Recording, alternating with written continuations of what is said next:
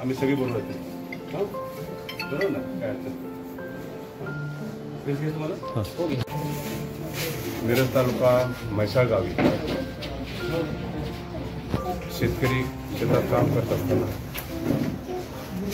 विजेची तुटलेली वायर पडून पाण्यामध्ये पावसाचं पाणी साठल्याच्या पावसामध्ये त्याला संवर्धन झाला आणि मुलगा काम करत असताना मुलाला शॉक लागला म्हणून त्याचा चुलत भाऊ तिथे गेला. चुलत भाऊ गेला तर त्याला शॉक लागला. त्यानंतर तिथे वडील गेले, नातू गेले.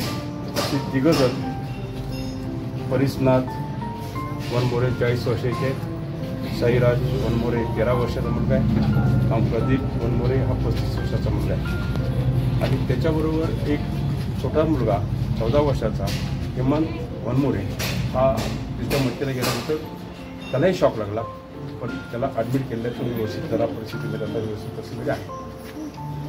हे सगळं होत असताना बघितलं हे दुर्दैवी घटना आहे. त्याच्या अगोदर तिथल्या लोकांनी MSCBला फोन केला होता. फोन केल्यानंतर MSCBने फोन उचलला आणि फोन उचलल्यानंतर MSCBनं रिप्लाय दिला की तुमचं बिल पे झालेलं नाही आहे, बिल पे झालेलं नाही, त्यामुळं आम्ही ह्याला काय करू शकत नाही. हे अर्ध्या तासाच्या अगोदरच घडलं आणि अर्ध्या तासाच्या नंतर हा अपघात झाला. हा दुर्दैवी अपघात आहे.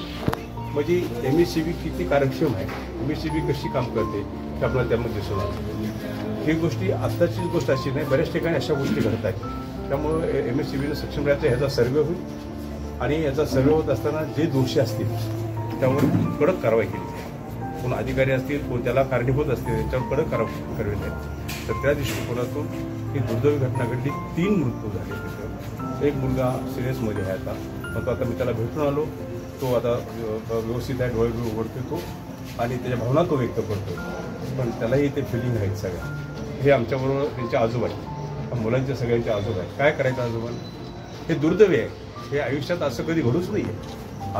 आजोबासमोर नातूचं असं होणं हे उचितच नाही आहे, हे घडू नाही आहे. हे असा देव कसा पोचतो हा एक उदाहरण. तर त्या दृष्टिकोनातून आज त्या कुटुंबियांना खूप मोठा आघात झालेला आहे. परमेश्वर त्यांना ताकद देव, आजोबांना ताकद देव की परत कुटुंब व्यवस्थित राहण्यासाठी. आज पालकमंत्री या नात्यानं आम्ही सगळे लोक, जिल्ह्यातले सगळे लोक असतील, तालुक्यातले सगळे लोक आम्ही यांच्या कुटुंबाबरोबर आहोत. मी आज मुख्यमंत्री सहाय्य निधीतून प्रत्येक मृत्यूला 5 लाख रुपये डिक्लेअर करतो आणि 5 लाख रुपये त्यांनी द्यायच्या व्यवस्था ताबडतोब करू.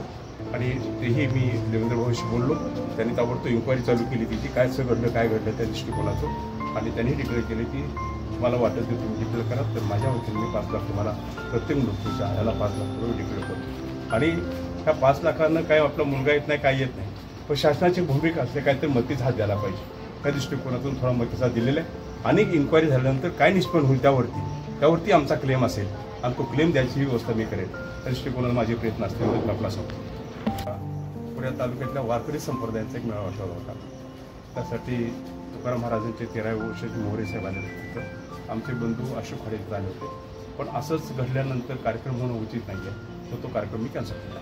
MSCBला सांगेन की अशा परिस्थितीत कुठं शेतामध्ये तार असतील, लूज असतील आणि कुठं डॅमेज झालं तर ताबडतोब दुरुस्तीसाठी आपण ताबडतोब घ्यायचं आहे. ते थोडं असं घडलं नाही पाहिजे, ही दक्षता आपण घ्यावी.